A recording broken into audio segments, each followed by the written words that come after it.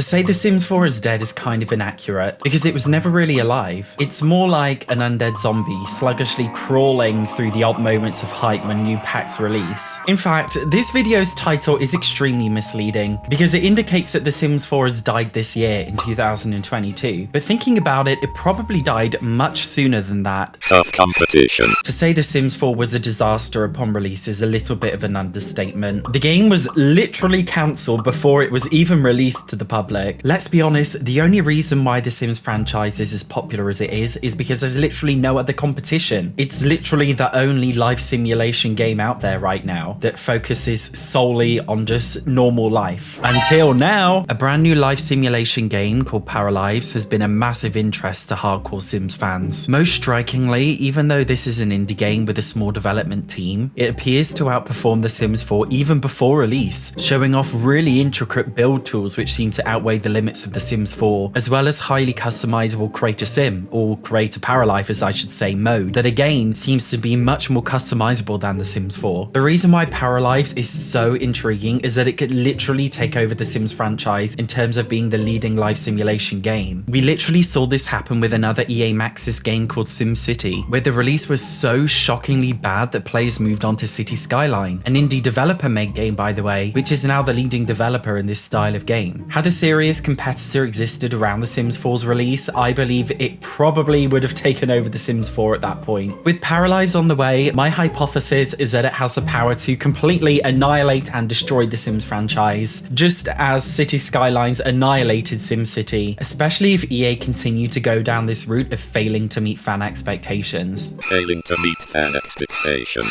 EA have failed The Sims franchise. In fact, every Sims style game, whether that be The Sims, SimCity, or even Spore, EA just can't help themselves when it comes to dragging games through the dirt, just like I'm dragging EA through the dirt now. Seeming that EA have had control over the Sims franchise since 1997, you would have thought they'd gain an understanding about how to make a life simulation game successful or understanding how to live up to expectations, but no, they haven't done it yet. The Sims 4 has given fans disappointment after disappointment, whether that be due to the lack of customizability like in previous games, or the massive lack of features, especially at release, whether it's the cash grabby sales models, or the withholding of core content like weather and a myriad of bugs. You would think they would at least try to meet fan expectations, but nope, they literally haven't even been trying recently, allegedly in my opinion. With the recent release of the latest and most tragic pack for The Sims 4, My Wedding Stories, this has set a concrete and scarring negative impression of fans on the game. The My Wedding Stories game pack upon release has not worked, and when I say it doesn't work, I literally mean it flat out doesn't work. Like, you can't even play it. Even EA, in the car crash that was the My Wedding Stories official release livestream, could not get this pack to work, yet they released it in its clearly pre-alpha state, allegedly in my opinion, without any statement addressing the problems or any effort made to fix it, allegedly. Before this, of course, we had the My First Pet Stuff controversy, which was allegedly, in my opinion, a pack that contained withheld content from the Cats and Dogs expansion, or the Dine Out controversy, again like My Wedding Stories, a pack that literally doesn't work, or the Journey to Batuu controversy, a pack that allegedly, in my opinion, is just an advertisement for the Star Wars area in Disneyland theme park, or the Get to Work controversy, which, now, do you know what? I'm gonna stop myself there because I could go on all day about all of the Sims 4 controversies. That is how many there are. Fundamentally, EA and the Sims team have left a sour taste in the mouth of its most passionate fans, and ultimately this has led to a massive disappointment in and potentially the downfall of the Sims franchise. The agification of The Sims. The Sims 4 is fucking boring. It only takes a few hours of experiencing the unlimited chaos and hilarious gameplay of old Sims games that you can see that. In fact, last week I spent a good 30 minutes playing The Sims 1, video link in the description below, and you know what? That 30 minutes was honestly more fun than any moment I've ever had playing The Sims 4 over the 8 years of its existence. And the same goes with The Sims 2 and a little bit of The Sims 3 too. Old Sims weren't afraid to be big and bold and ambitious and a little bit naughty and have some character. The Sims 4, on the other hand, is a beige, boring, grey, happy life simulator. The grass is always green. There are sunshine and rainbows everywhere. Newsflash EA, if everything goes right all the time, it's boring. 99% of people who play The Sims play it because they want want to see what happens when they remove the pool ladder and put a fence around the pool and drown the Sims, or they want to see what happens when they set a fire in the house, or what happens when you try and eat the cake from the forbidden cow plant, or what happens when you woohoo in different locations. The Sims franchise is chaos. People like it when funny things happen, like Sims washing their dishes in the bathroom sink. It's these crazy weird moments that make the game so special, and we don't want our Sims to be happy all the time. This video is about to get a little bit deep, but to reiterate what I said in a video before where I ran EA down, fundamentally life, like real life, is boring without challenges. If we didn't have problems to overcome or something to work towards, our lives would be dull. We need something to give us meaning and purpose. And if we didn't have that, we'd be bored shitless. And that's how I feel playing The Sims 4, bored shitless, because there's no challenge to overcome. There's no funny, interesting things happening. It just presents no challenge. The beigeification of... Is beigeification a real word? Anyway, you know what I mean. The vanillification, beigeification, greyification of The Sims is what's ultimately killing it off. We can only pray that The Sims 5 will bring back the chaos that we had in The Sims 1 and The Sims 2 and kind of in The Sims 3. You guys let me know down below what you thought of this, and of course if you want to watch any more crazy videos, make sure you watch the next one over here. Bye bye.